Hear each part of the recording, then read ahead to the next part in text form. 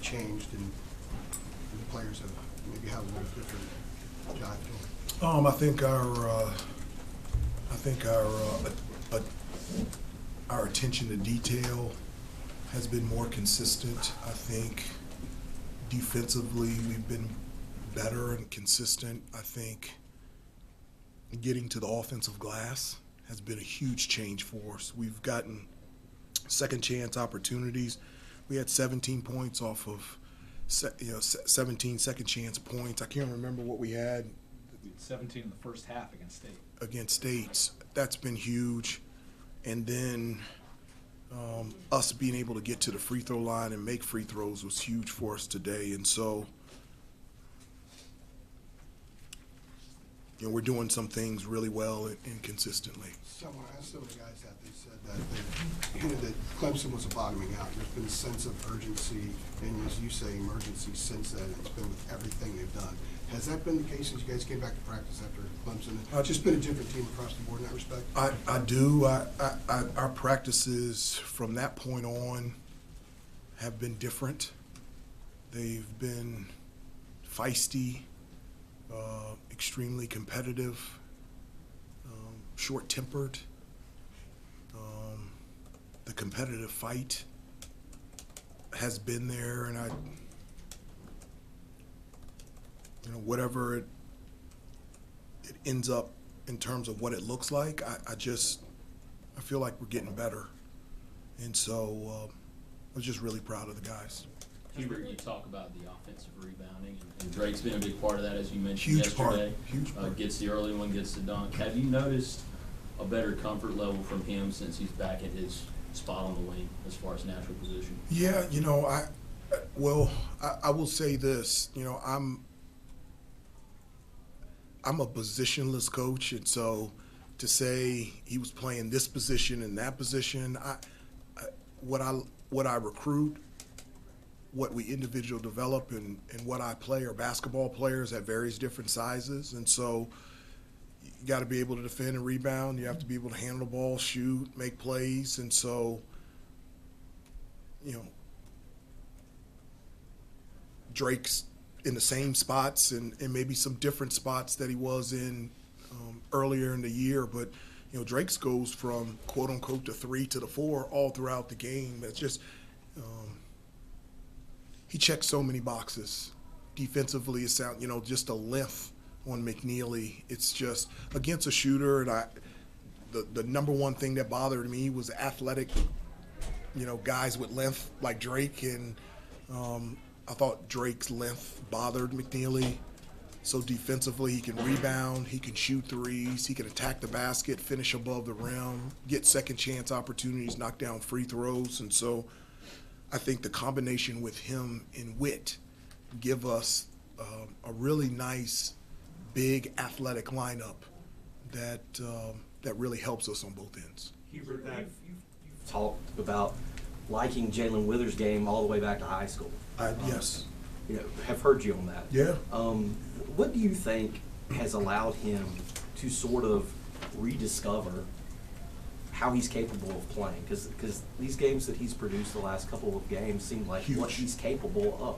Yeah. Like, how has he found himself again, would you say, from your vantage point? Well, I think as a player, there's ups and downs throughout the season. I can't remember a time when I played where everything was going great the entire season. You've always had to, persevere through the ups and downs. But for Jay Witt, and I haven't specifically spoken to him in regards to that specifically, but, there are times when this is his last year, you see the end and you can see things from a different perspective. And I think that perspective has really helped out Jay Witt from the standpoint of really wanting to be consistent and solid in his plays on both ends of the floor.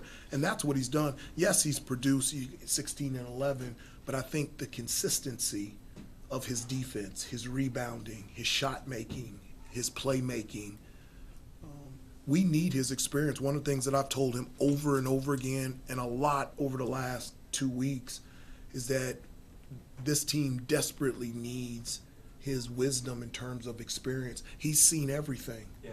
So, Ian and Drake, they need to see it. Seth and Jay Wash, they need to see it. Everybody, they need to hear it from you, and they need it from you. And he's really taking that ownership and really running with it. And I'm just really, really proud of him. What about his personality too? He mentioned it. He talked about the experience with us, but then there's also, he mentioned his fire. We saw some of that today, even with the technical foul. But on the good side, Yeah, that wasn't a good side. That was Yeah. good side. No, I that's one of the reasons I've always was a big fan of Jay Witt, is because he plays with emotion and he's got a fire inside of him to always want to compete, and he's playing his best basketball since he's been here. And I've said this before, when he plays well, he completely changes our team on both ends of the floor. We are a completely different team when we get 28 minutes like this from Jay Witt. Hubert, that feistiness that you mentioned during the practices since the Clemson game, what player or players have been at the forefront of that? All of them. And I've poked at them to make sure it goes that way. And I don't know how you play this game absent of emotion. And it'll be a competitive practice tomorrow. We'll get ready for Monday against Florida State. But the guys have responded. And I feel like we're getting better every day. The guys talked about playing with joy again. How does it feel for you as a coach to see that joy play out on the court? No, that puts the biggest smile on my face, because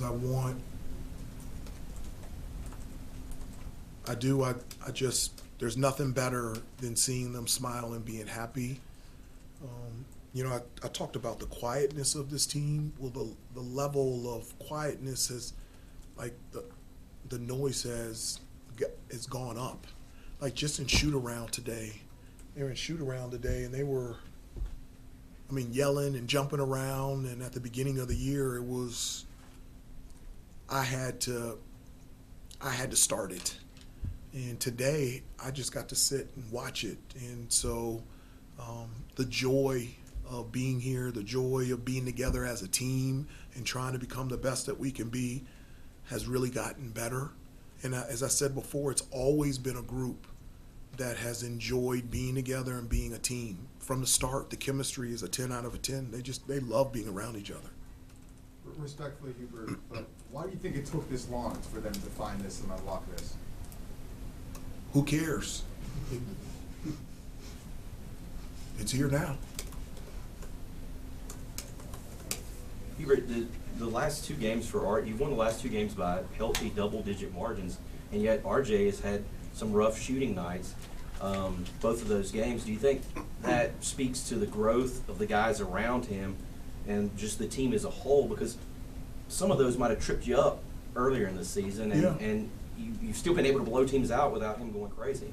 Well, I think, we have a number of guys that are playing confident out there and just making impactful plays on both ends of the floor. And so, Vin's been playing really well. Drake, we talked about Jay Witt. Ian comes in and he gives us a boost. And Jay Wash, K the last couple of games. And so we're getting impactful plays from a number of different parts. And so that's what helps out when, the rare times that RJ percentage-wise isn't shooting the ball the way that he's usually able to. I know you don't want Jay Witt to get a technical foul, but when he hits some of these threes, he does a lot of barking afterward. Yeah. Fans, benches, that kind of thing. Yeah. Is that part of his game? Does he need to do that to be who he is on the court? I told him to do his talking by continuing to play the way that he's playing. One of the things that when I was in college, I used to talk a lot, and Coach Smith used to tell me over and over again, a lion never growls after a kill. And so that's what I told Jay Witt, a lion never growls after a kill. And so just You know, you did your talking by knocking down the three. Let's do more talking by getting a defensive stop, rebound, and making another three. And he said, I got you, Coach Davis. Thank you, everybody. Yep. Thank you. When are those line t-shirts coming out? I don't know. I don't know, but He kept telling me that.